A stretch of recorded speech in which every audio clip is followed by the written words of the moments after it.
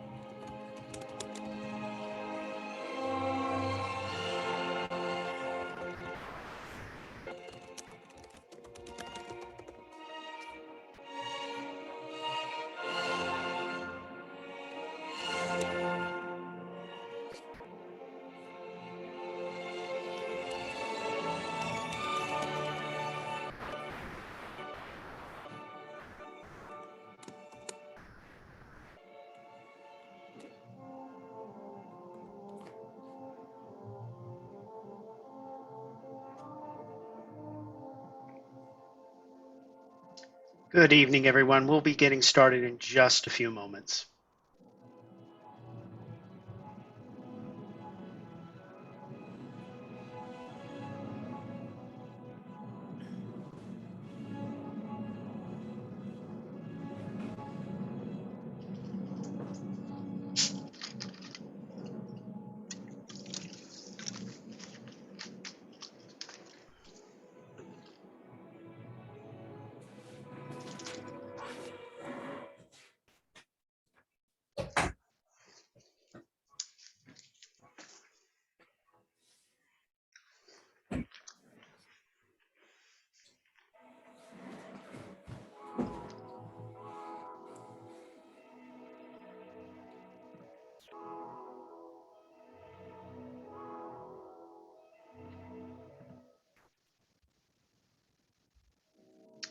Good evening, everyone. Thank you so much for joining. We'll get started in just about another moment.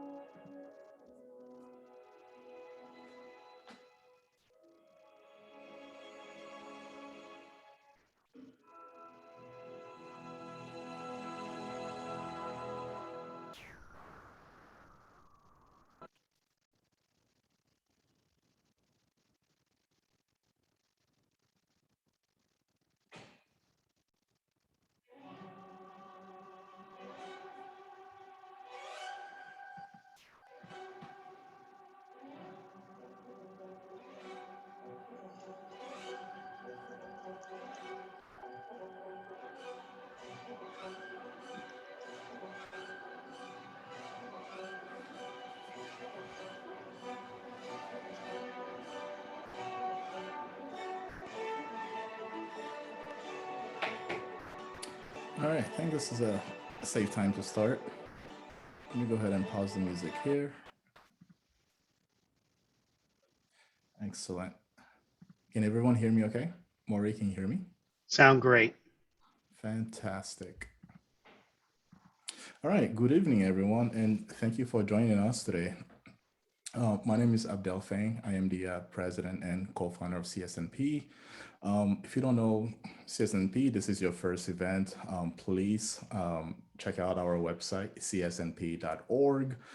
We are a nonprofit organization founded on the grounds of promoting cybersecurity education by providing free and accessible resources, and specifically targeting women and minorities. So we all understand today there's about 3 million open cybersecurity positions, and unfortunately, there's not enough women and minority in the field.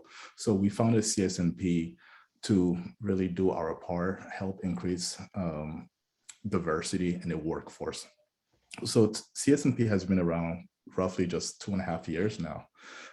We have over 50 plus volunteers. We have chapters, about 15 chapters across the US, also have a presence in India and Canada. So if you want to learn more about our mission, please go ahead and visit our website, csnp.org. I'll drop that in the chat later as well. So today we have a special guest, Morey Haber.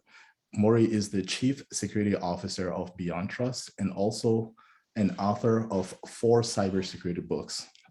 These books have been noted on the webinar itself. So if you were able to be here today, you register, be sure to read that fully and check out some of those books that Morey has written on cybersecurity.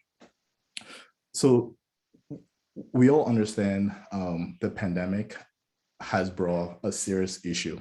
I myself am in consulting, and I can tell you that when the government shut everything down and say, hey, you have to work from home, a lot of employers were not prepared for this. In fact, some businesses had to shut themselves down. They didn't know how to deal with cybersecurity. It was a big issue. And of course, being in consulting, we're getting calls left and right because no one was really prepared for that.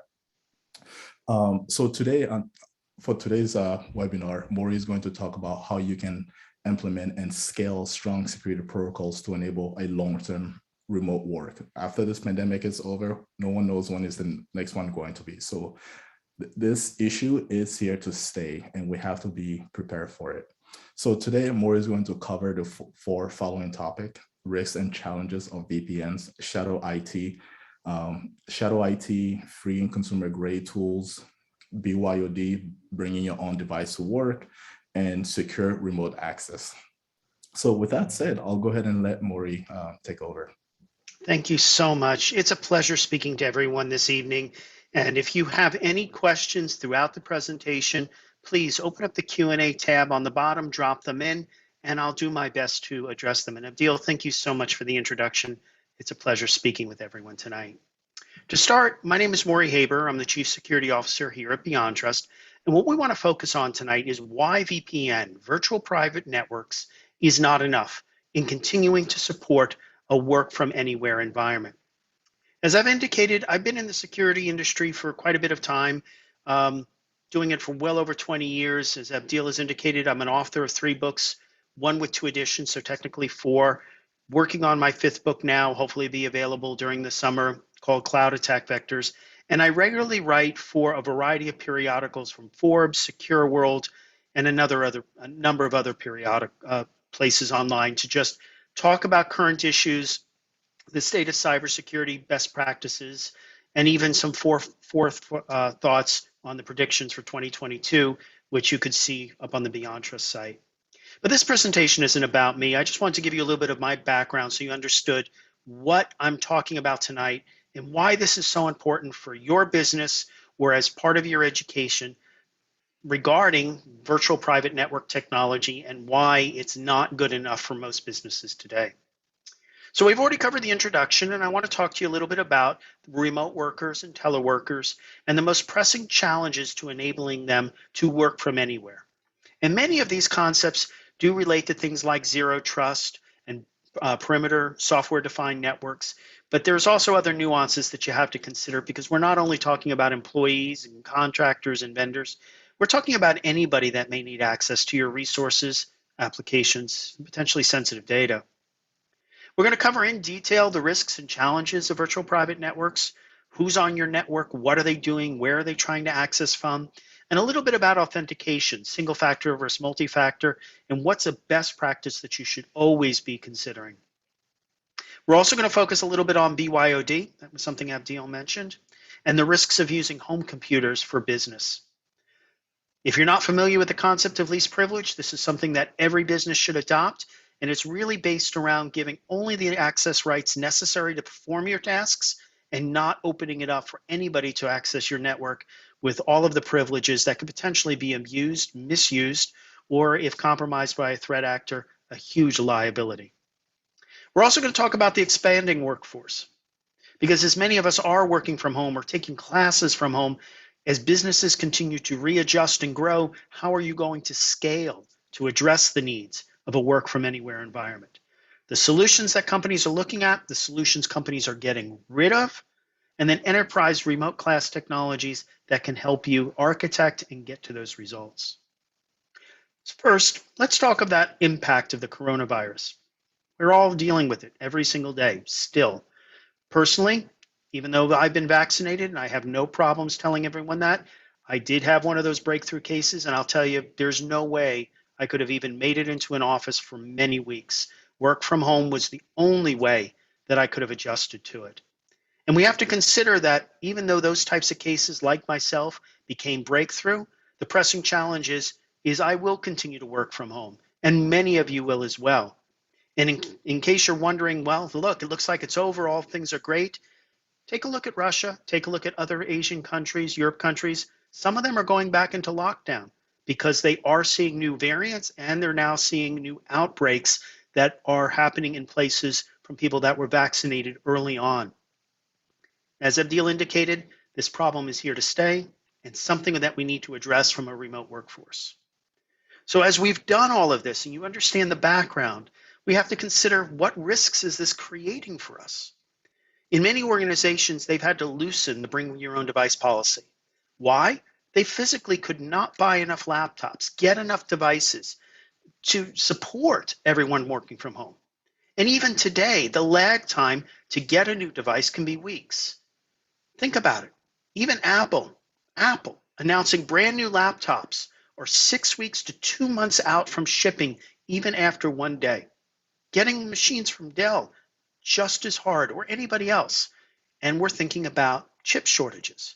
So many organizations have allowed people to work with their home computers, and that introduces unnecessary risk. Because what happens is you're using those computers for home, other family members, and work. And you can't segment a home computer, control it properly, vet it properly to ensure that it is not a risk when connecting to work.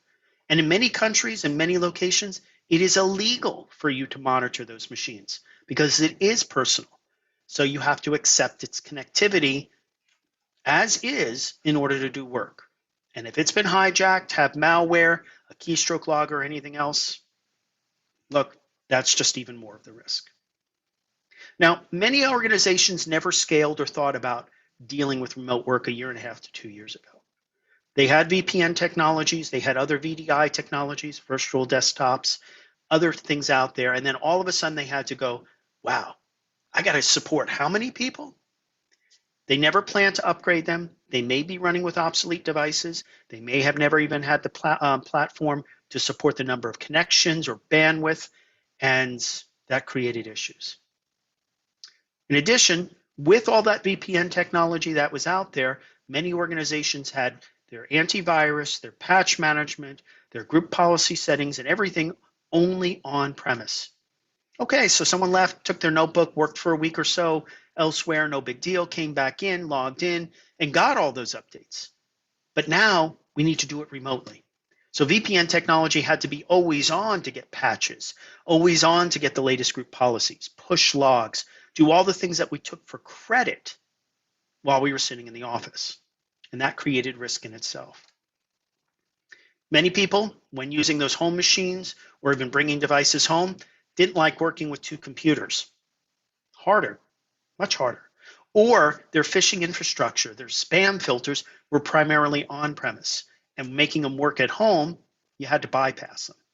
So this made people more susceptible to phishing attacks because now they're using multiple mailboxes on their work computers, or the infrastructure to stop spam and phishing didn't exist. Common problem, it's why cloud solutions in the area have excelled. Now, working at home, great. What do you need to do to install it to make it work from home? Depending on your internet provider or other things that are going on in your home office, you may have had to install your own software. You think about that for a minute, well, what could that be?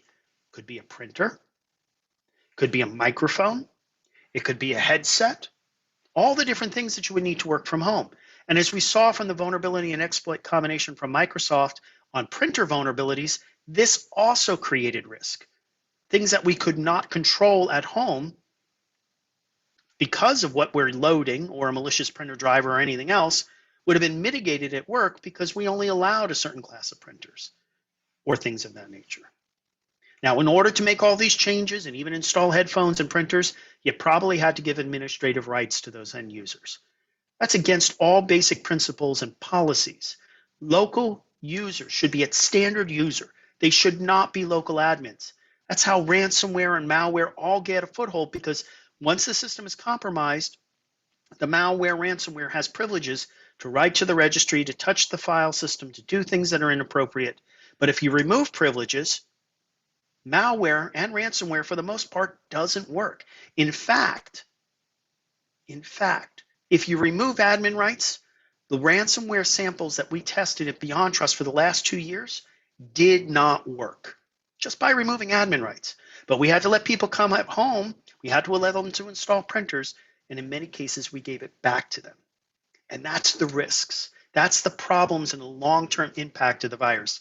Not only for people that, look, I can't go to the office because I was sick, but also the changes we've had to make to our security policies that caused us a ton of problems.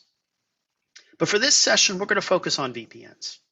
First, who's on your network and what are they doing? You're creating from home a virtual tunnel from an asset, a machine, potentially work-related, a work machine, or their home computer into the network. And you need to now monitor everything they're doing and make sure it's appropriate.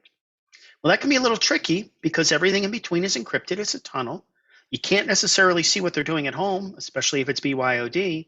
And when it egresses into the environment is the first time that you get to see it.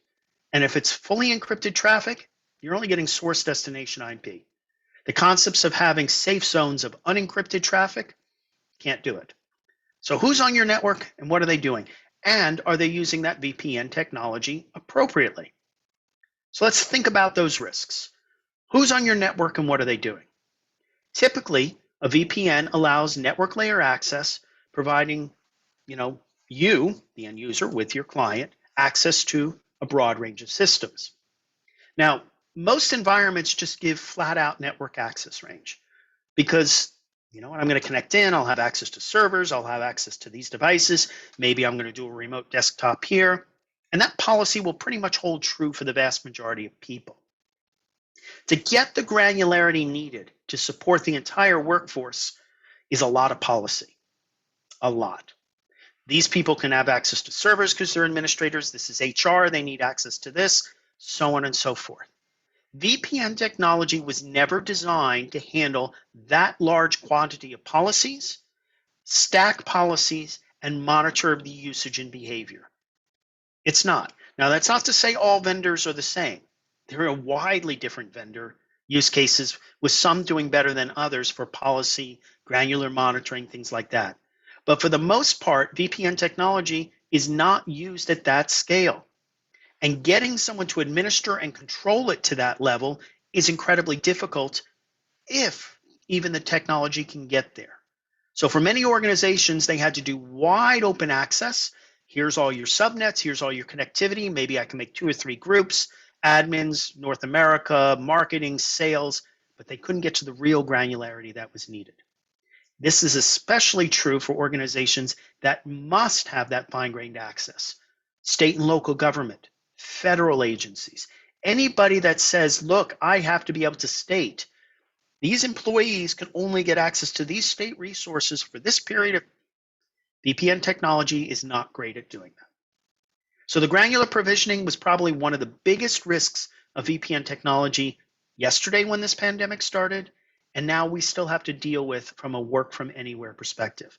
And it also doesn't give you that, hey, what are they doing? So now we're scaling VPN up, okay? This is what I got. This is all I had for budget. This is all I was able to license. This is all the pipes I was getting. How do I deal with it? Well, we've already talked a little bit about scalability, and first off is pipes. How much network bandwidth do you need to support thousands of users coming into your environment? Can you even buy it? Can you even configure it? And what is it going to look like when it's saturated? And am I going to be paying for bandwidth in the middle of the night when no one's at work? Do they support dynamic bursting? you'll find that the answer is, unfortunately, in many of these cases, is no. You're either going to pay for a pipe, here's your size, it's all going to demarc into one switcher router or a couple of them, or you're going to pool them.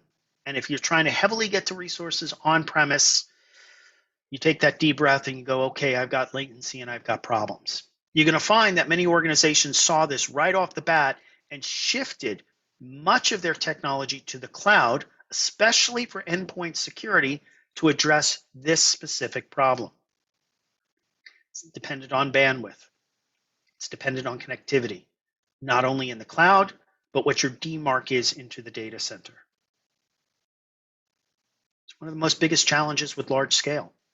How much are you going to pay? How many licenses do you have to consume? Is it dynamic? If everybody's coming off from one or two places, can I actually route and deal with the bottlenecks versus them sitting in the office and approaching it from multiple subnets, multiple cities, multiple angles? It's a real problem. Something I know my clients face, and many of them have decided to address by things like embracing the cloud. Now, there's another risk about VPN, and I don't mean to make this all scary, but these are really important to get home. What are the dangers of using a VPN on your home computer?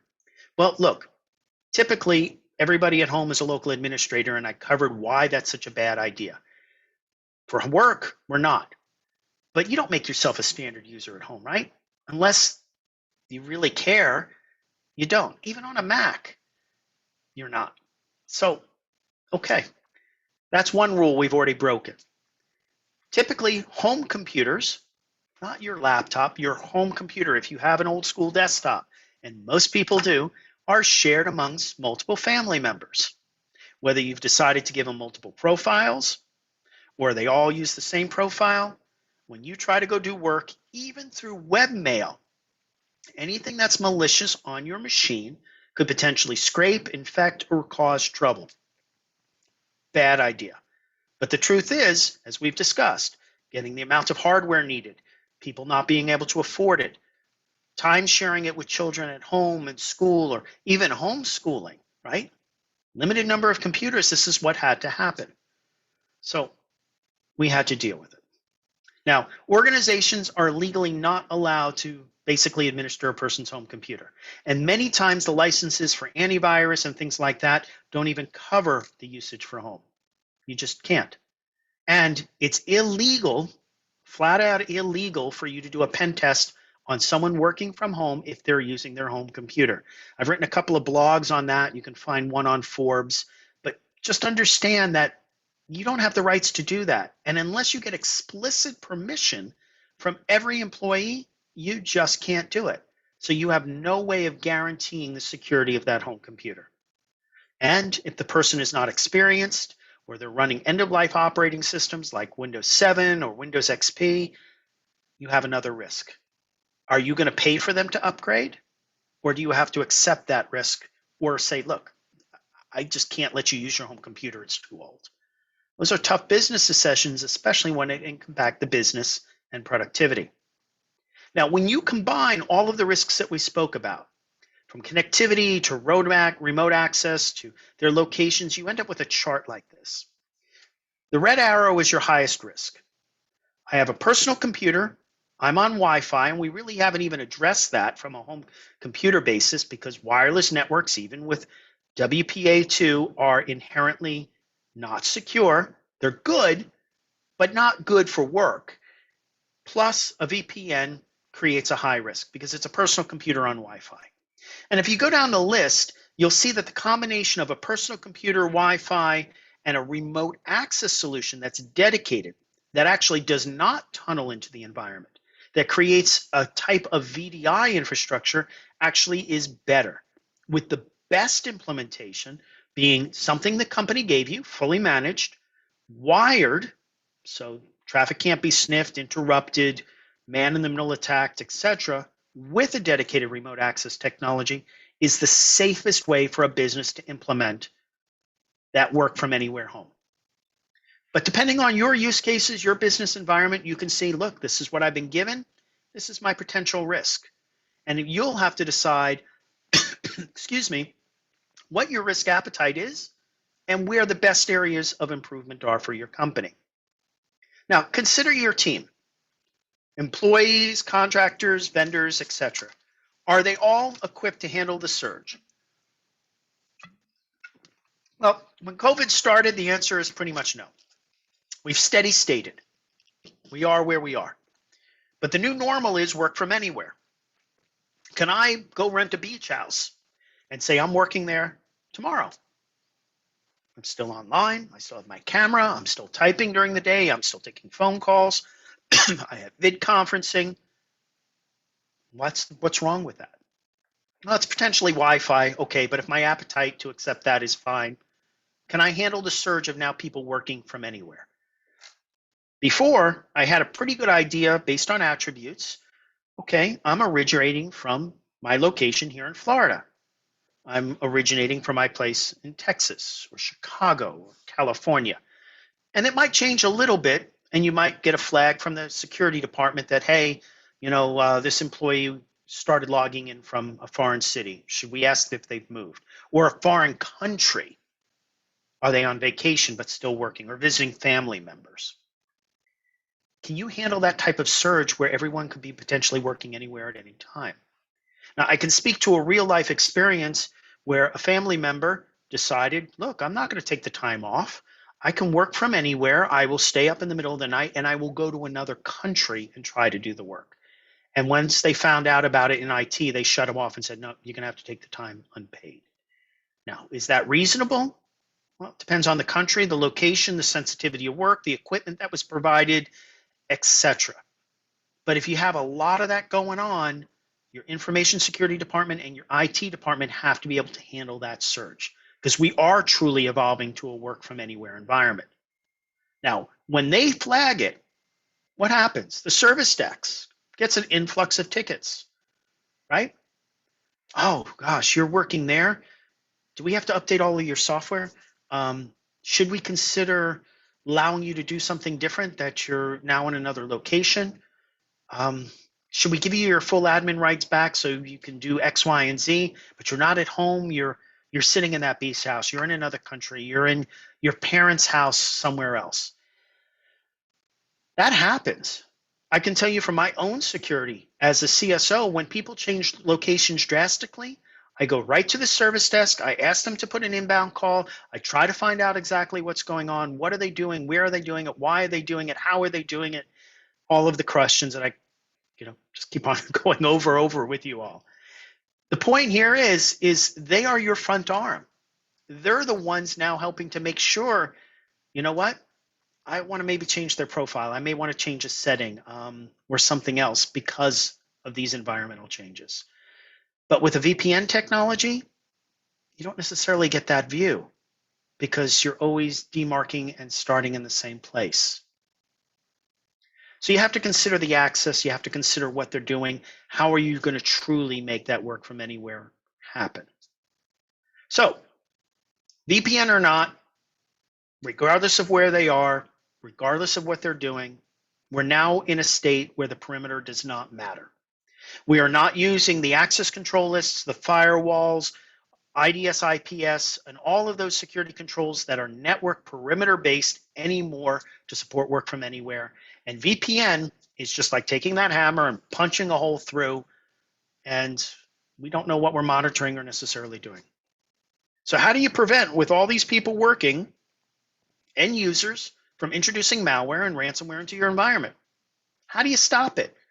Home users doing work, machines working remotely, etc., etc. Well, we start with cyber hygiene, password management.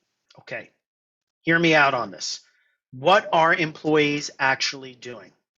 Now, the reason password management is so important is because when people are at home, they're a lot more lax than when they're in the office. And we see people at home, and this is very empirical from a CSO perspective, doing bad things.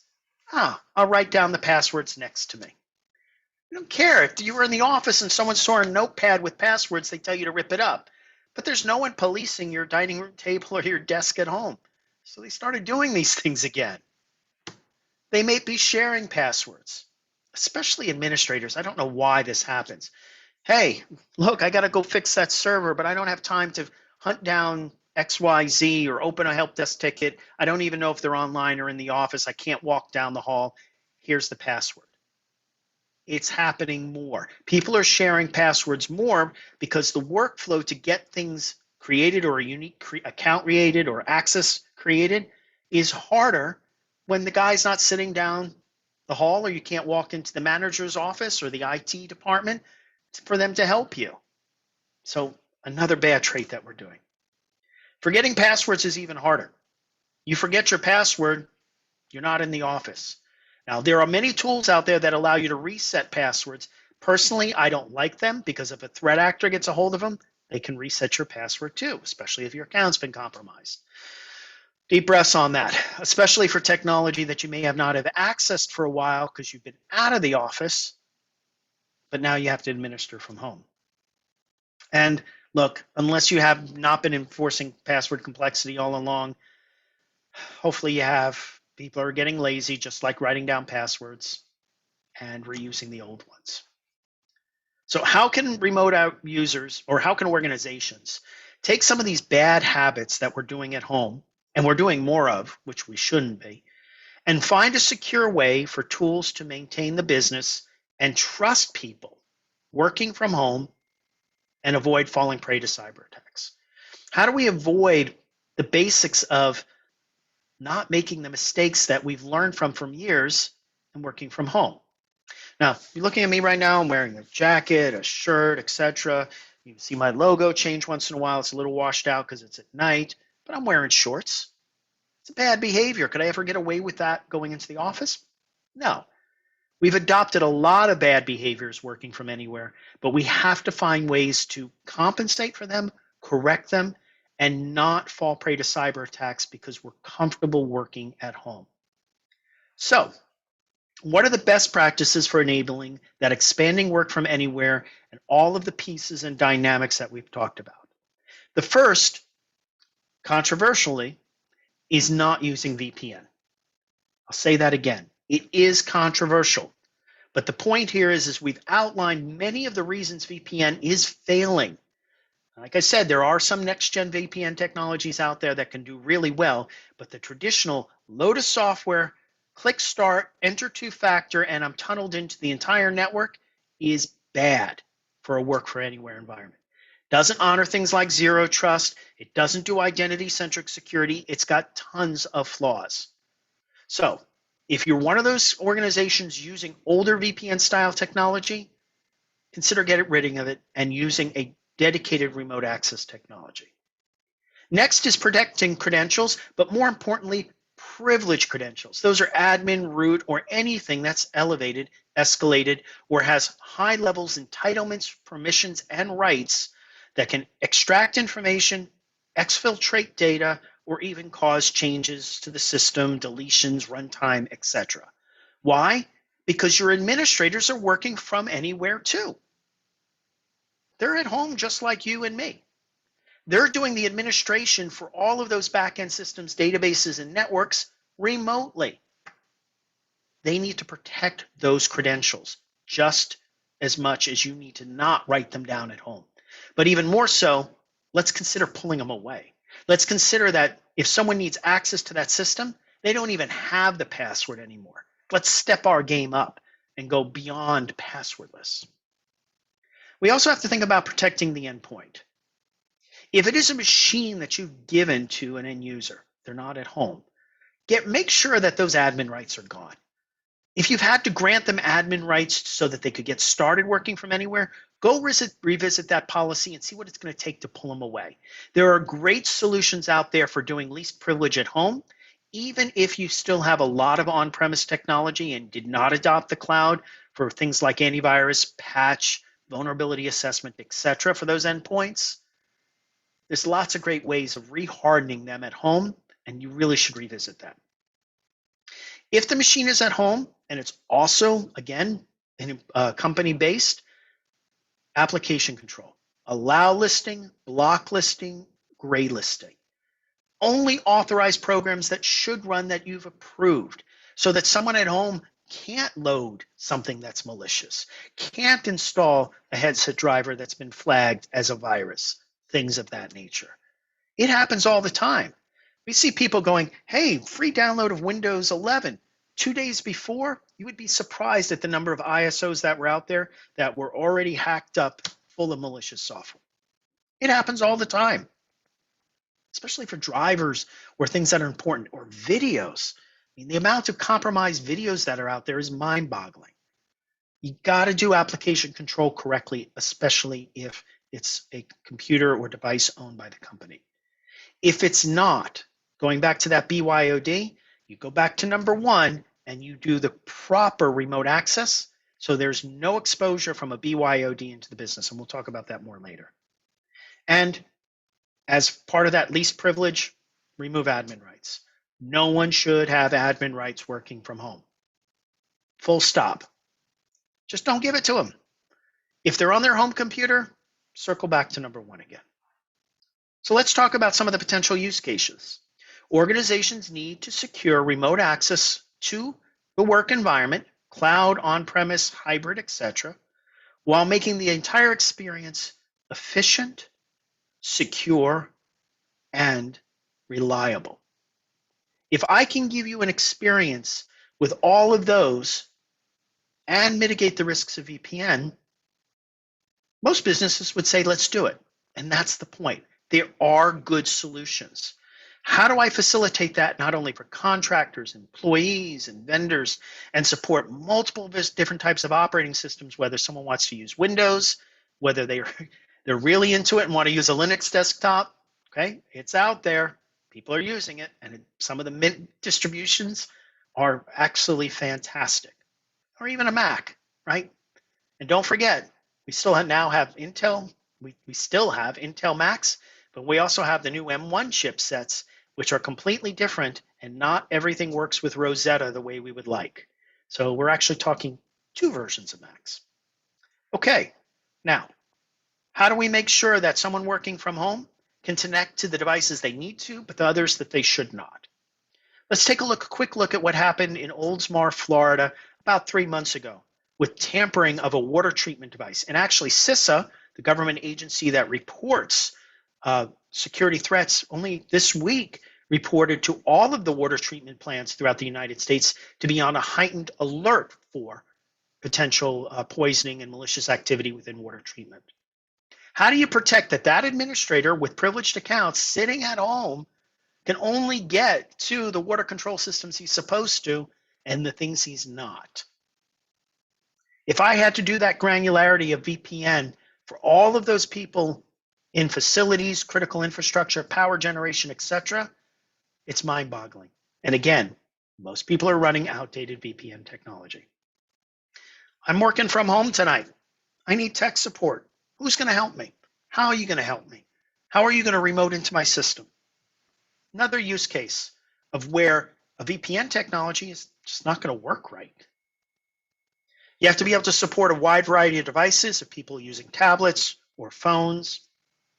You have to be able to necessarily access those machines if no one is there in the middle of the night or for some type of 24/7 follow the sun work. And then how do you maintain all of the infrastructure in between? That's hard. You still got all the switches and routers and everything else on premise that still need administration. And if that administrator is not in the office, how are they going to get to them? We're going back to all of the use cases to support on-premise of what we were traditionally doing in the building, but we're not. Now, a lot of this is based on directory services, Active Directory, Azure AD, or any other type of directory services from a vendor that you may be looking at. But when you know that identity and I can authenticate it, then you have to properly authorize their access as well. Okay, got a lot to solve. Now I'm going to switch gears and just talk about the solution, a little bit about BeyondTrust and how you get there. The first off is don't think of all of this access as I got to go do something here now and what. Because every form of remote access session in a work from anywhere environment is a privileged session. And you need to protect those privileges every time. And if you consider looking at this as a journey, you can consider the journey to universal privilege management is going to solve many of the problems of VPN just by the nature of the tools that they are. So that when you want to obfuscate the passwords and auto-inject them, they would come from a good password management or enterprise privileged access management solution. If you're not using either of them, you really should consider it. But if you want to do things like implementing least privilege on desktops, the removal of admin rights, the management of applications with application control, and do all of this for people at home, you're already talking privileged access management. By the analyst definition, Gartner, Forrester, Cupping, or Cole, doing that type of work of removing admin rights, approving applications, things like that, is privileged access management. That's what's in their market guides, in their market scopes, in their waves, in their compasses, all of those formal reports they put out every year. Okay, we've talked about the challenges of VPN. We've talked about users working from home. How are we going to solve it? With a technology that falls under privileged access management, but a part of a universal journey. And that's implementing least privilege on desktops. The second is more akin to VPN, and that's remote access. How can I grant you access without the network tunneling, without the protocol tunneling, without the exposure, without worrying about things that if my machine is infected, it can go infect something else? How do I solve that? And that's dedicated remote access technology. That's also a part of a privileged journey. Now, you can solve a lot of this with Bastion hosts, VDI hosts, but dedicated remote access technology is unique because it does things like that password injection and doesn't require you to remember how you got into something. That's being done by authenticating with hopefully multi-factor in your directory store, et cetera, all the way through before even that list of machines is presented or resources is presented that you get access to. So let's dissect these. If you implement least privilege on desktops, and this assumes that the machine at home is owned by the company, you can remove administrative rights. You can elevate individual applications to admin without a username and password. So if they need to install a printer or a drive or anything else, it just works. They're not being popped up with a username and password. They're not calling the help desk. They're not doing anything unnatural. It just works. You can eliminate multiple accounts. The end user does not need that secondary local admin ex-admin account to type in the username and password to do their task. There is no local administrator account given to the person. Things just work. You can implement context-aware rules, and this is key for things like zero trust. I detected your IP address is in the United States. Great. Here are all the things you can do. I've detected your IP address is not in the United States. Here's all the things you can't do. You get that contextual awareness of location, of network, Wi-Fi, wired, all of those things that I spoke about earlier that are a high risk and can apply policy dynamically and automatically so that, yeah, I'm going to go work from a foreign country to visit family members, but you know what? Those operations are sensitive. You just can't do them. But you can access email. You could write a document, you can watch a webinar, but you're not getting into the HR system, as an example. You got to do multi-factor authentication. Look, if there are any critical sites that you have that are still username and password based, find a way to do multi-factor, whether it's the Microsoft Authenticator, Google, or even text message, which is not great. It's better than not having any second factor at all. You can then monitor also and manage privileged sessions. That's whether that's the recording of the session, keystroke logging, things like that, to prove that something occurred or didn't occur, or even the behavior was appropriate. Let's take that water treatment plant example that I mentioned earlier. If I was recording all the remote sessions into that environment, I could then prove with a recording what was clicked, what was done, who did it, when, how, account, etc., to determine it was malicious. And if you've got a good analytics engine behind the hood, it's going to do that analysis for you right away. Because that's the key, is to be able to audit that privileged access. If you're giving admin and root to someone working remotely, most compliance regulations require you to prove what they've done was appropriate and to demonstrate that in some type of attestation reporting. Next is remote access. This is one of the biggest benefits of privileged access management as a part of that universal privilege management journey. You can give access to someone to specific resources, whether they're web-based, whether they're SSH, RDP, VNC, or a wide variety of other protocols without the need for VPN.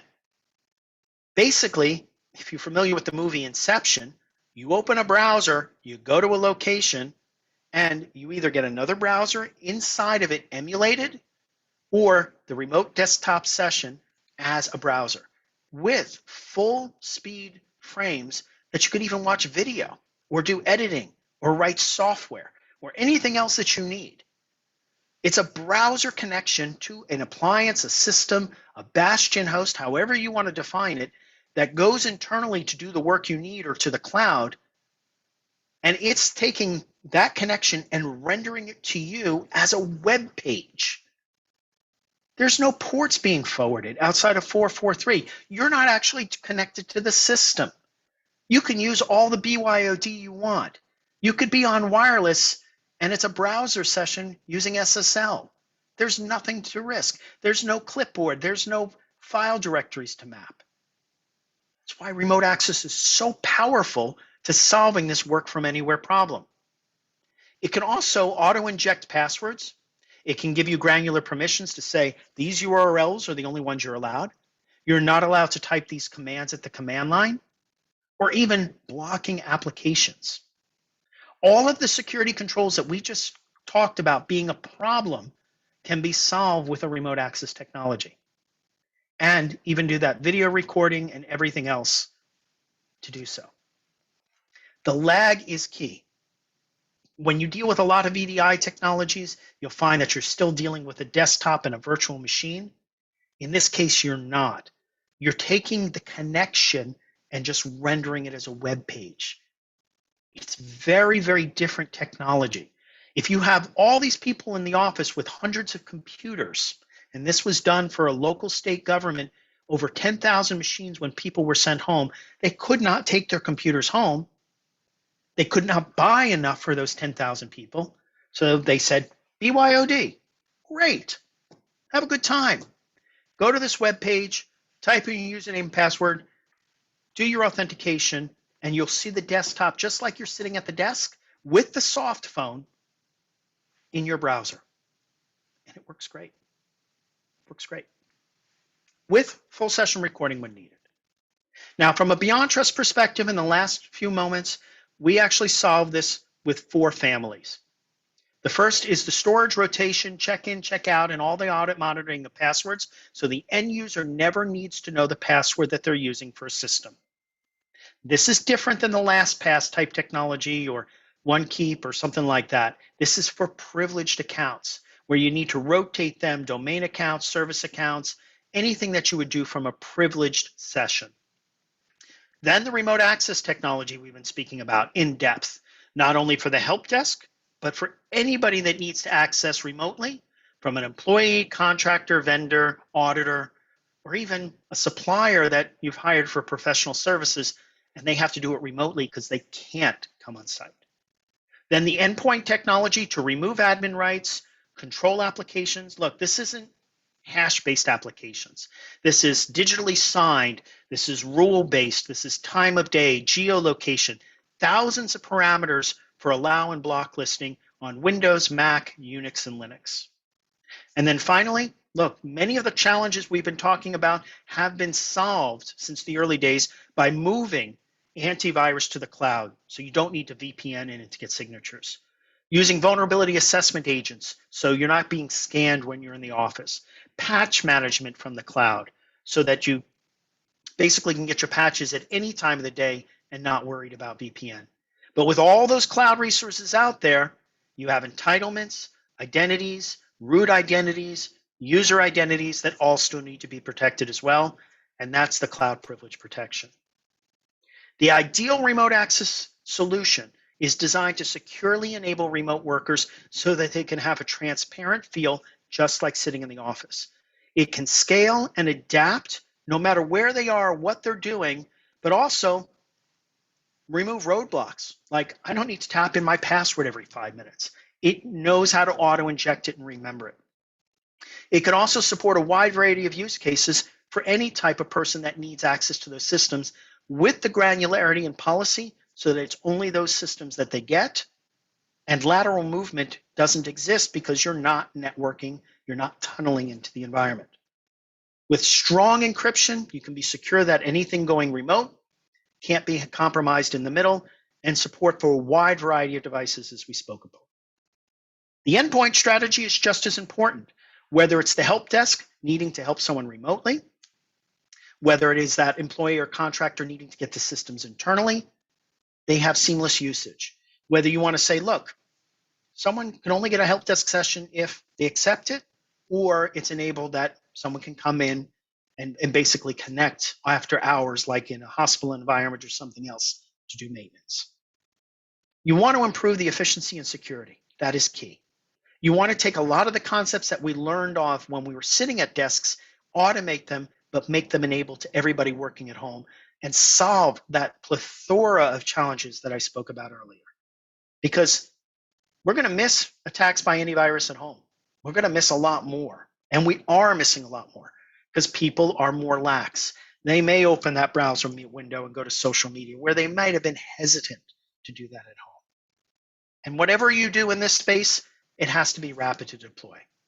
Now, if you'd like a lot more information about this, I strongly encourage you to download the Enable and Secure Remote Workforce Guide available on the BeyondTrust website. It goes through this in depth with steps, recommendations, and it's generic.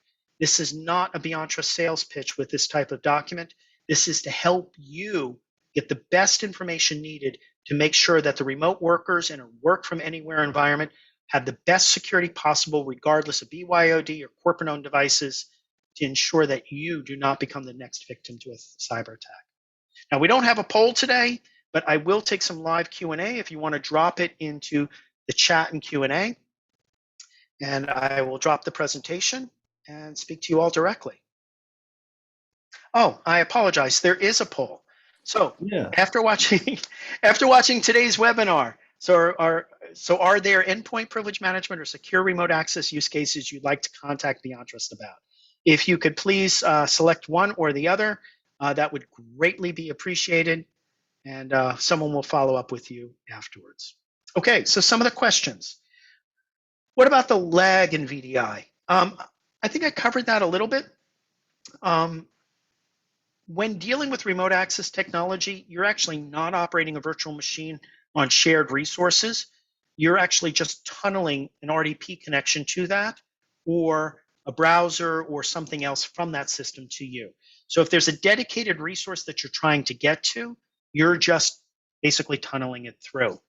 Now, if you have to give a full desktop experience and the resources don't exist on premise, your best bet is to use a web interface or a cloud, and that same type of rendering is done for you. How about IoT devices, such as in their homes and their vulnerabilities? Yeah, absolutely. Look, I'd be the first to admit my home is fully smart. I've got everything running, and my boss used to just blast out in a meeting, Alexa, play Blackstreet Boys, and it'd go off. What did I do? I changed my keyword. You guys could probably guess. There's only 4 of them. But the point here being is between Nest and Google and thermostats and garage door openers and light control systems, they do all also present a risk. The problem for a business is I can't tell you to want to run what at home. I can't tell you what you should and shouldn't use. So when you use a VPN technology, all of those devices, if they're able to compromise or tunnel through your system, could potentially have access to work. It's another reason to reuse remote access and not a VPN. But if you do embark on a full digital transformation and get as many resources in the cloud, from ERP to payroll to everything else, then it's just another cloud connection secured with single sign-on and multi-factor. And honestly, that's the best way to do it. Someone asked if you're talking about containers or microprocessing. I'm not sure where I may have alluded to something along those lines, but if you want to re-ask the question, I will go a little deeper. Great comment. Was Active Directory ever designed to work remote? Absolutely not. Azure AD is better. If you are a good Microsoft shop, I would consider going down the Azure AD route.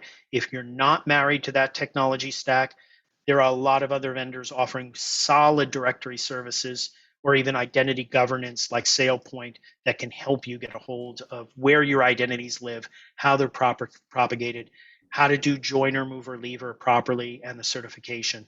If you'd like to learn more about that, that's actually one of my books, Identity Attack Vectors, covers that in detail. It was written with the co-authored with the CTO from SailPoint.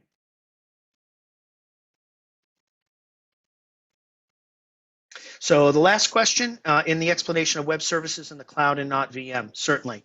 So when you talk about remote access in the context that I was talking about, consider that you have an appliance for authentication, policy, and routing.